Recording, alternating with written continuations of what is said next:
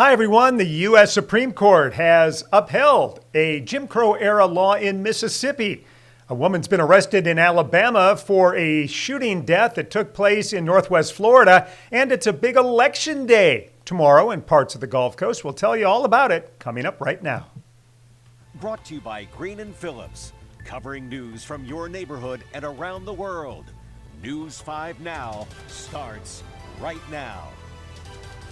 And good evening, everyone. I'm Peter Albrecht. This is News 5 Now. We come to you every day at 8:30, 12:30, and also around 5:35. We'll get you caught up quickly on some of the big stories as we get ready for our 6 o'clock news on WKRG News 5. All right, let's take a look at the top 5 stories. The U.S. Supreme Court ruling to keep a Mississippi law in place that removes voting rights for people convicted of certain felonies.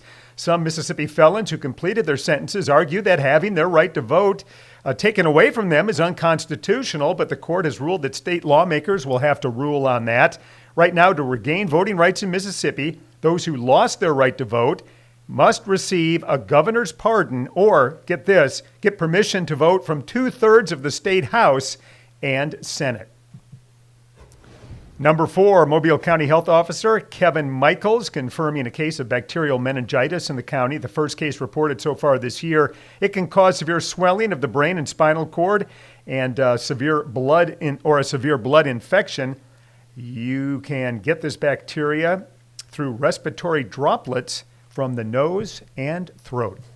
Number 3, a Northwest Florida woman arrested in Alabama after her husband was found dead. Tequila Phillips was arrested in Wetumpka after Alan Phillips was found with a gunshot wound to his chest at his house in Santa Rosa County. Deputies went to the home Friday when a loved one asked for a welfare check. They hadn't seen him in days. Investigators say his body was badly decomposed. They say evidence pointed to Tequila Phillips, who is now awaiting extradition to Florida. Number 2, tomorrow is the Republican primary special congressional election in Northwest Florida. 10 Republicans are running for that seat, District 1. Polls will be open from 7 to 7. The district covers Escambia, Santa Rosa, Okaloosa, and part of Walton County. Whoever wins this primary tomorrow will face Democrat Gay Valmont in April. The congressional seat became available when Matt Gaetz resigned in November after President Trump nominated him to become the U.S. Attorney General. He later withdrew his name from consideration. And number 1, the man killed in a weekend shooting in Chickasaw has been identified today as Noah Jones. He and 2 other men who were injured, all 3 shot at the Oak Garden Apartments off of Garden Lane near Telegraph Road. This happened about 10:45 yesterday morning. Witnesses describe a shootout. Detectives are considering this to be a case of self-defense right now, but ultimately that will be determined by a grand jury. Deputies say there were 2 other people with Jones who ran off.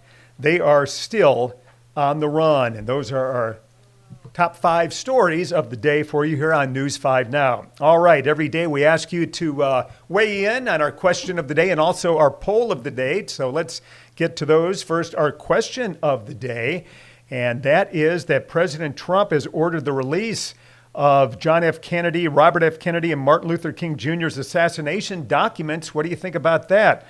All right, let's see what people are saying about that. This one says, sounds like a way to help turn America against each other. Then there's a comment about Epstein documents. About time, says Dion Parker. This is great, says Nicholas. And let's see, Richard wants the Area 51 documents released. Okay, so we'll see what those documents show, see if there's really anything new under the sun there after all these years, and we will find out in short order about that. Okay, we also ask a poll of the day, and our poll question of the day is, let's see if we can get that up. There we go. Would you support a bill allowing President Trump to run for a 3rd term? All right, first of all, our numbers don't add up there, 65%, 45%. So something isn't right there. We'll have to check on that. But, and also, this would not be a bill, of course. This would have to be a constitutional amendment. It would need the support of 2/3 of the U.S. House, 2/3 of the U.S. Senate, and then 3/4 of state legislatures. So that, in today's day and age, sounds almost impossible, but something to think about. All right, well, now we need you to go to Facebook and chime in on tomorrow's question of the day, which is the New Orleans Saints have the last head coach vacancy currently in the NFL. Who should they hire? And our poll is, the Supreme Court, as we told you, ruled today to keep a Mississippi law in place that removes voting rights for people convicted of certain felonies. Do you think convicted felons in general should have their voting rights restored? We had a referendum about that in Northwest Florida a few years ago, and 2/3 of people voted to restore voting rights to felons who had finished out the terms of their conviction, and then that was never enacted by the Florida legislature. So we'll check in tomorrow and see what you think about that. Thanks for joining us for News 5 Now. Join us for News 5 at 6, coming up in about 20 minutes. Covering news from your neighborhood and around the world. You are watching News 5 Now, brought to you by Green & Phillips.